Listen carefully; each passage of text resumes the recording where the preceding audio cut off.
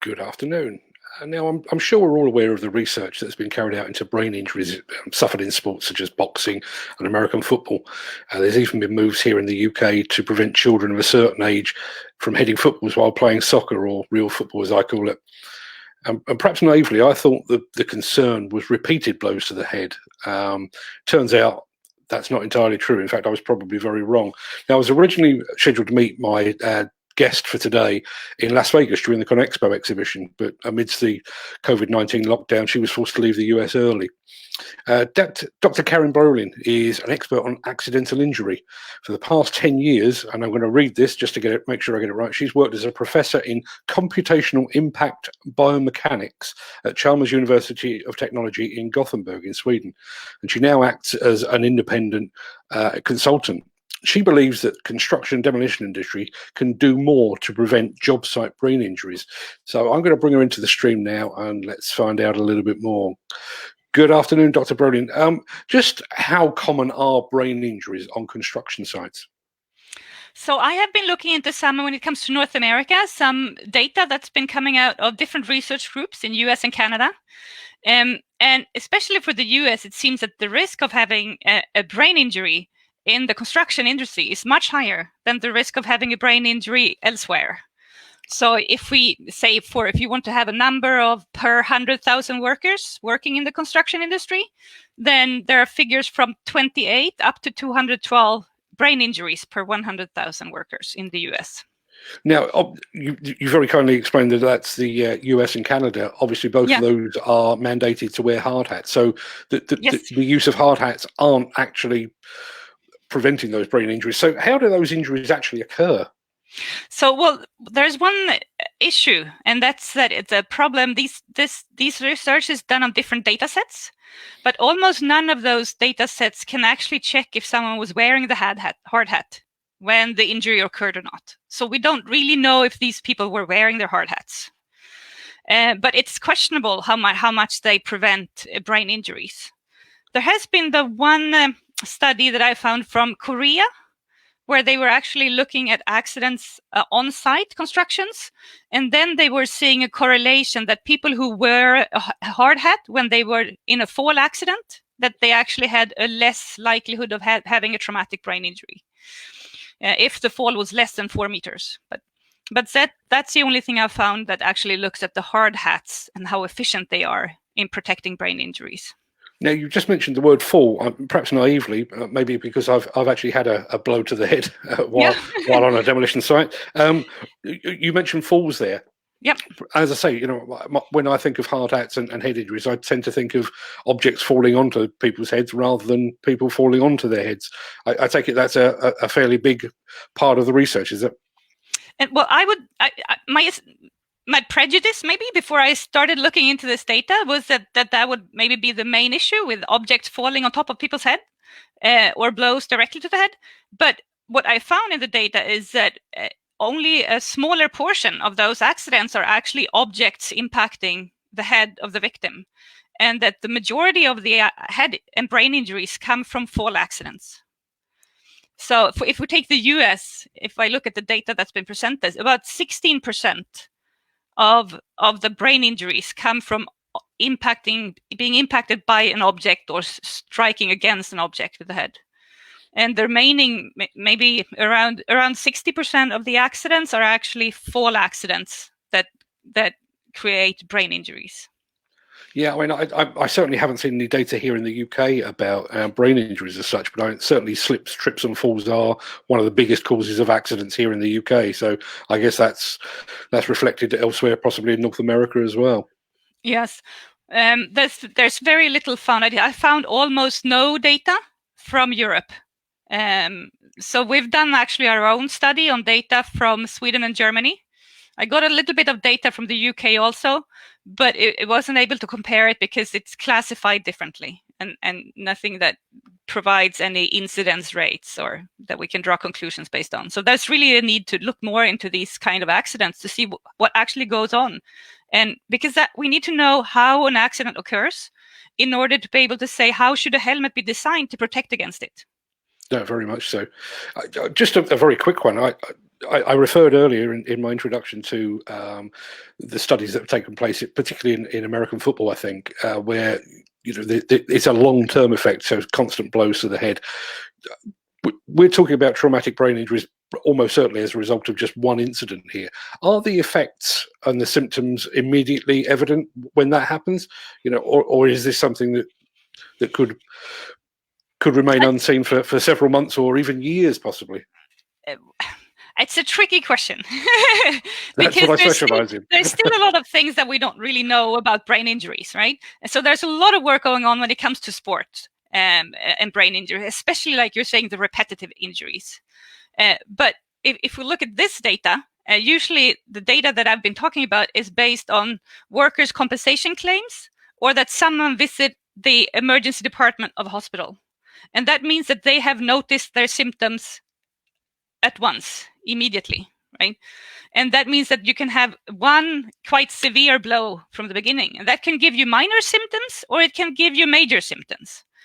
And if you have major symptoms, you are more likely to ask for a compensation claim, because maybe you can't go to work for a few days, or visit the department. If you have minor symptoms, maybe just a little bit of dizziness, and especially if it's like a macho culture, and you're maybe a young worker, then maybe you're not so likely to say, oh, I have a little bit of a dizziness. I probably need to rest. Maybe no worries, no problem with me. So I think there's a lot of, it's like an iceberg. We only see the tip, which are the more severe ones with clear symptoms. And there could be a huge chunk of minor head injuries.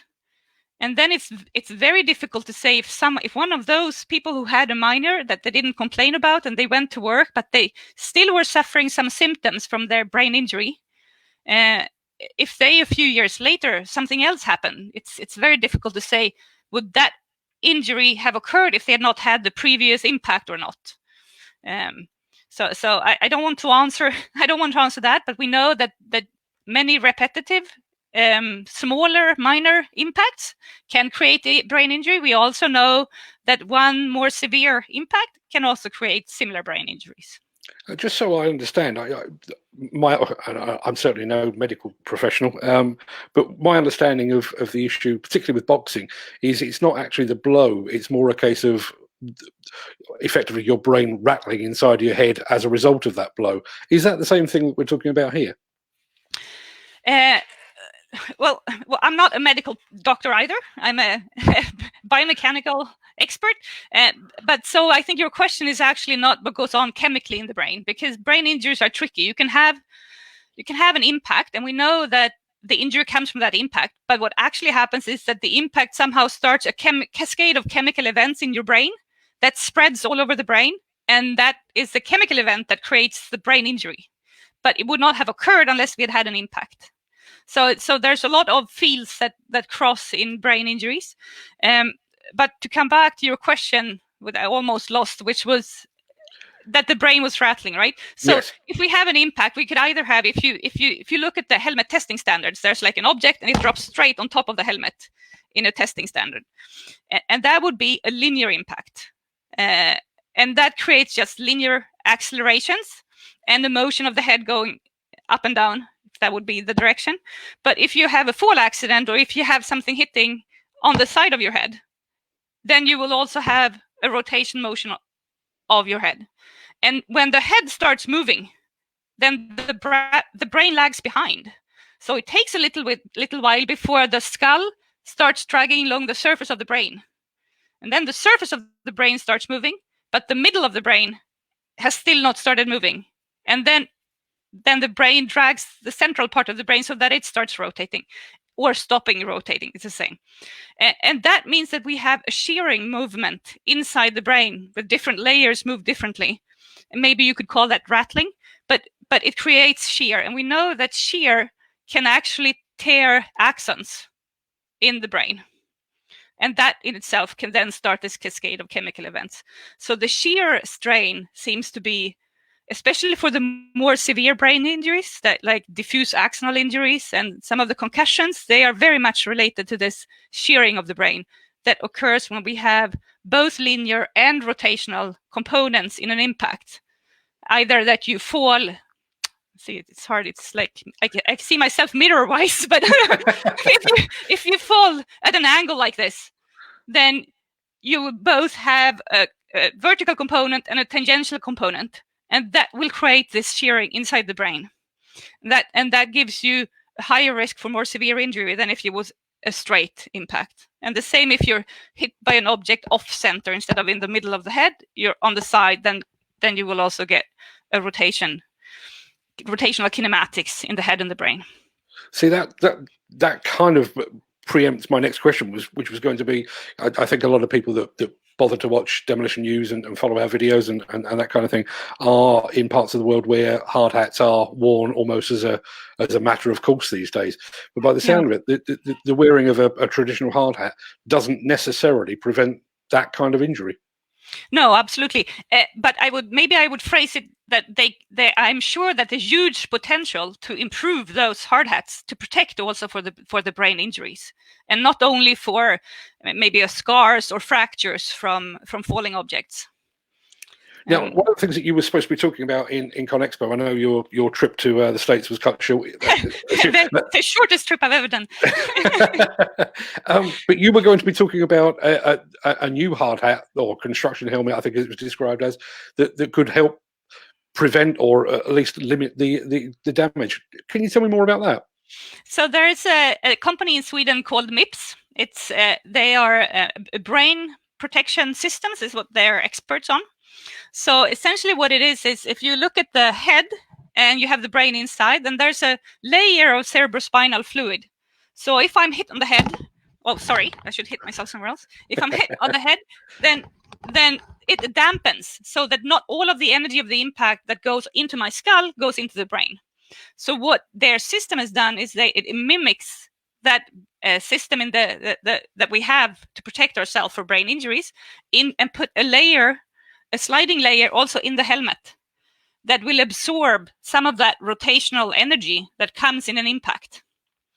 And they have done some testing with hard hats and put their system in hard. I think there's one hard hat on the market today, but they've also tested just sort of a typical hard hat and put the system in there to see would that reduce the rotational energy that goes into the brain.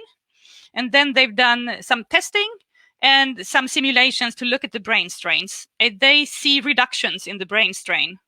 And remember, the brain strain was the thing that is most correlated to some of the more severe brain injuries. So if we reduce the brain strain, we could go from a no injury to an injury, from an injury to no injury with this system, or it could go from a severe injury to a less severe injury. Now, just so that I understand, and I know these things are very hard to explain when you haven't actually got the construction helmet right in front of you to point at. Exactly. But I mean, certainly the hard hat that I wear usually on a daily basis has obviously got a cradle within, which means that my head doesn't meet the inside of the hard hat. How does this then differ? there would be no point. No, if your head met the inside, there would be no protection, right? Because you would get all of it at once. But in absolute truth, the one time that I was actually hit on the head, I was hit on the side of the head, just below the hard hat. So it didn't serve any purpose that time either, to be honest. But no, and I think that's a very important thing we should take with us looking at this data, is that even if someone is wearing a hard hat, they are designed and tested for impacts here. And it's very likely, if we would go in depth and look at accidents, that maybe very few people are actually hit here, and that the protection is needed elsewhere. Because you bend forward when something hits you, or you turn, or something comes flying out of the machine and hits you on the side of the head. So I think we need to make sure that helmets, hard hats, have the protective properties not only in one place, but around the whole head. That was sort of a sidetrack. Yeah, I mean, I interrupted you. I apologise for that. But what I was trying to understand was how this system within the hard hat, the new one, actually works. Can you explain that? So it couldn't. There are probably lots of technical solutions to this, but in principle, you take the hard hat and you have this frame that sits to your head, and somewhere they are connected to each other, right? So there you can add a layer of something that takes up rotational energy, which means that if your hard hat starts rotating, then your head is not going to immediately start rotating with it. And the rotational energy is going to be reduced before it enters your head and brain. Right. So I guess that means that the inside kind of has a pivot motion to it, effectively. So it's sort of, if you have the outer layer on the helmet somewhere and you have an inner layer inside the helmet, they would move relative each other, and that motion would also be absorbed, because if it would be just some relative motion and no energy absorbed, it would bounce back, and you would still get the same energy into your like a bouncing ball. Takes a long while before it stops, and we don't want that with our head and our brain. So we wanted to, and then stop and keep the deformation in the helmet instead of in our head and brain. See, now one of the things that's come out of this, I mean, I take my hard hat for granted, very much so.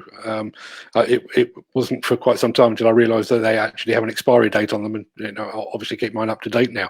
But this idea of testing literally directly onto the top of your head, surely it must be time to change that. We're looking at I can't think of any time when all construction workers or all demolition workers are walking upright at all times. It just doesn't make any sense at all. No, I would absolutely agree. My strong recommendation after looking into this data now in detail is that we need to improve helmet testing so that it accounts for and is representative not only for those 16% who get the impacts of objects, but also for all those who experience some kind of slip or trip or fall accident and get an impact to their head because of that. Because, as you're saying, I think it's very good that people are wearing their hard hats, because that will protect them. But we should make sure that the hard hats they're wearing are, because if everyone is already wearing a hard hat, it would be relatively easy to make sure that they also protect for brain injuries.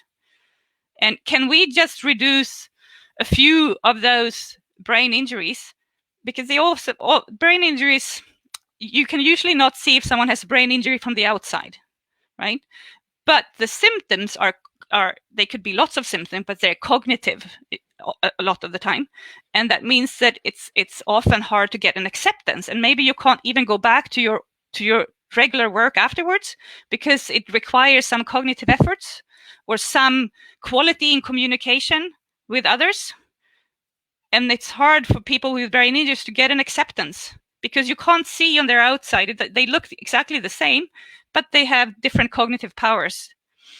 And I found one study that, just as an example, said that about 45% of patients with traumatic brain injuries were not back to work 5 years post injury.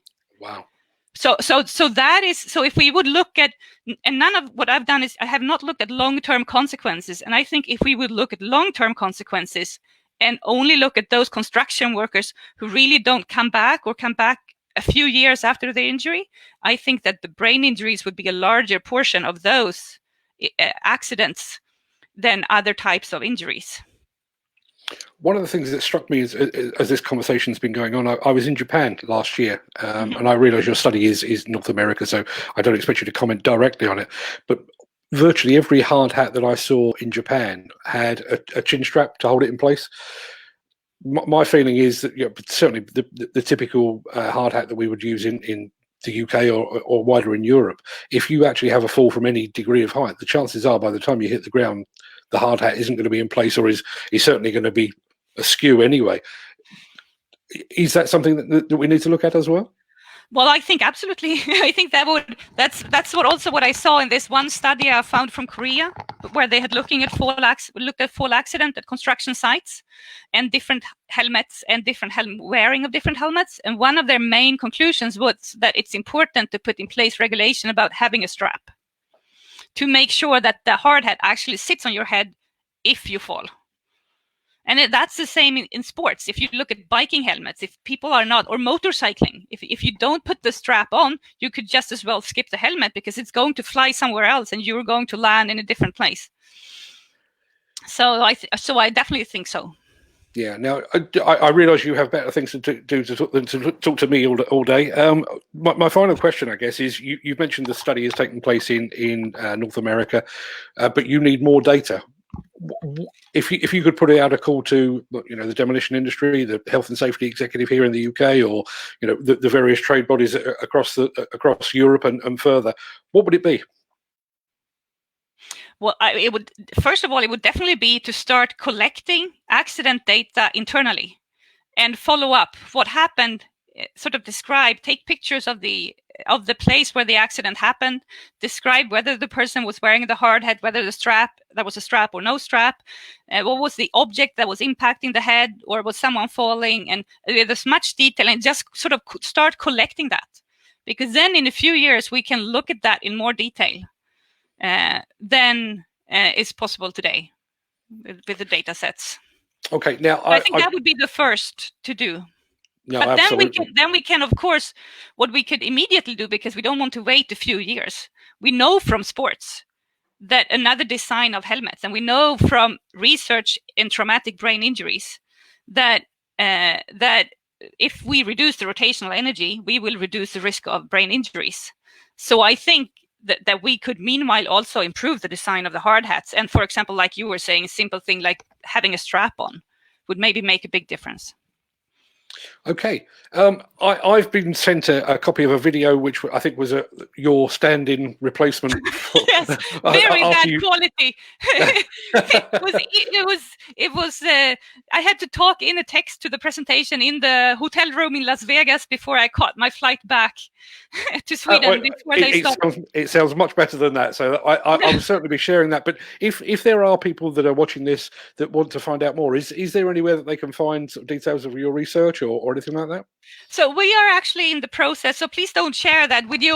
I'm not satisfied with the quality of it, but maybe we can create something better.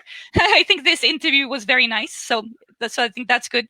But we will be publishing what we've found on this data from Europe, where we've been looking at Sweden and Germany.